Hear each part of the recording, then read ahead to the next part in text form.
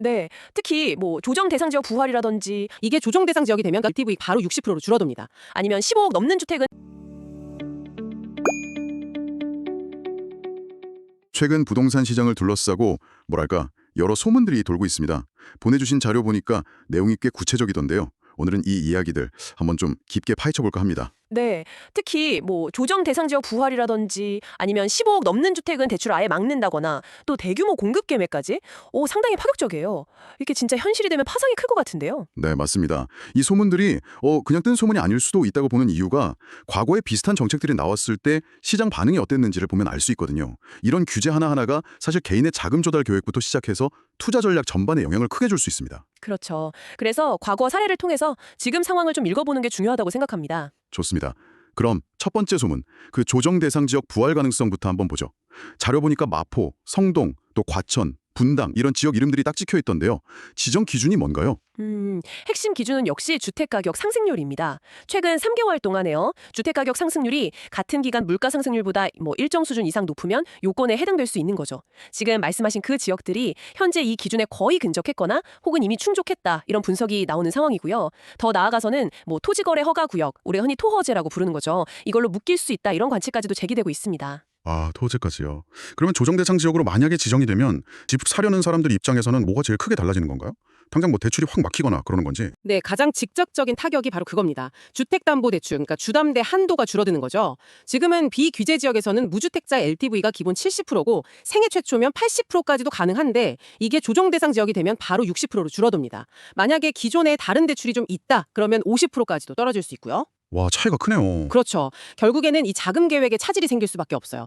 그래서 원래 목표했던 지역, 예를 들어서 마포나 성동, 이른바 마용성을 보고 있었다면 어쩔 수 없이 동작이나 영등포, 강동 이쪽으로 좀 밀려나야 할 수도 있다는 뜻입니다. 선택지가 확 줄어드는 거군요. 세금 문제도 있지 않나요? 아, 맞습니다. 세금 부담도 커지죠. 다주택자들 양도소득세 중과 이게 다시 부활할 수도 있고요. 또 1주택자 비과세 요건도 훨씬 까다로워집니다. 예전에는 그냥 보유만 해도 됐던 게 이제는 2년 이상 실제로 거주를 해야 그래야 비과세를 받을 수 있게 되는 거죠. 과거에도 이런 규제가 상당히 광범위하게 지정됐던 때가 있었던 것 같은데요. 네네, 있었습니다. 2021년 이때는요, 전국적으로 무려 111곳이 조정대상 지역으로 묶였었어요. 서울, 경기는 당연하고 심지어 지방에 있는 논산, 공주, 여수, 순천, 경산 이런 곳까지 다 포함될 정도였으니까요. 정말 전국적이었네요. 네, 그때 왜 그랬냐면 수도권 규제가 너무 심해지니까 투자 수요가 이제 규제가 좀 덜한 지역, 예를 들면 김포나 파주 이런 비규제 지역으로 확 몰리는 이른바 풍선 효과가 아주 뚜렷했거든요. 이번에도 만약 규제가 시행된다면 비슷한 흐름이 나타날 수 있다. 이 점은 좀 염두에 두어야 합니다. 그렇군요. 자, 이번에는 더 강력해 보이는 규제 소문입니다. 15억 원 초과 주택은 아예 대출을 전면 금지한다. 이것도 전에 한번 시행했던 정책이죠? 맞습니다. 이것도 2021년에서 2022년 그 사이에 시행됐던 정책입니다. 그때 이제 고가주택 가격이 너무 가파르게 오르니까 이걸 좀 억제하려는 목적이었죠. 최근에 다시 강남 3구를 중심으로 고가 아파트 가격이 좀 들썩이고 또 다른 지역하고 격차가 벌어지는 그런 마태용 효과 현상이 나타나니까 다시 이 카드를 만지작거리는 게 아니냐 이런 이야기가 나오는 것 같습니다. 그때 이 규제, 그러니까 15억 대출 금지, 이게 시장에 어떤 영향을 미쳤는지 혹시 구체적인 데이터 같은 게 있을까요? 네, 아주 확실한 변화가 있었습니다. 실제로 15억 원 넘는 아파트 거래 비중을 보면요. 규제 전에는 한 9% 정도 됐는데 시행 후에는 4% 수준으로 거의 반토막이 났습니다. 확 줄었네요. 네, 그 대신에 6억에서 9억 사이 주택 거래가 눈에 띄게 늘었어요. 그때 12.16 대책에서 조정 대상 지역 내 9억 넘는 주택 LTV도 30%로 낮췄거든요. 그러다 보니까 상대적으로 규제가 좀 덜한 6억에서 9억 사이 구간으로 수요가 몰렸던 거죠. 아, 그쪽으로 수요가 이동했군요. 네, 근데 여기서 정말 흥미로운 지점이 하나 있습니다.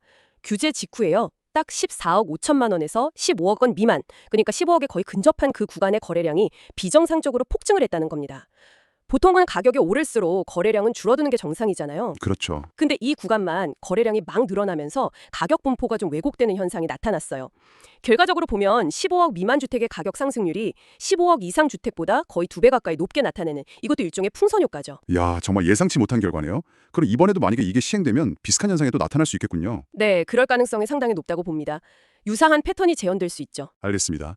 자, 이런 규제 이야기와 함께 공급 확대에 대한 소문도 있던데요. 이건 어떤 내용인가요? 이건 크게 두 가지로 볼 수 있습니다. 하나는 사기 신도시급의 대규모 택지를 조성하겠다는 계획이고요. 다른 하나는 임대주택을 대폭 확대하겠다는 방안입니다. 택지 조성 계획은 광화문, 여의도, 강남 같은 주요 업무지구까지 한 40분 안에 갈 수 있는 곳에 땅을 개발하겠다는 구상인데요. 후보지로는 고양대곡이나 광명시 흥, 안산, 김포, 하남 이런 곳들이 거론되고 있습니다. 다만 지금 3기 신도시도 아직 진행 중인 상황을 고려하면 이게 단기간에 실현되기는 좀 어렵지 않겠냐? 이런 의견이 많습니다. 현실성이 좀 떨어진다는 거군요. 임대주택 확대는 어떤 방식인가요? 임대주택은 이제 공공지분형이라고 해서 예를 들면 자기 돈 1억만 가지고도 10억짜리 아파트에 들어갈 수 있게 정부나 공공기관이 지분을 같이 투자하는 방식이 있고요. 또 토지 임대부 주택이라고 해서 건물은 분양받는데 땅은 빌려 쓰는 거죠. 그래서 토지 임대료를 매달 내는 방식 이런 것들이 언급되고 있습니다.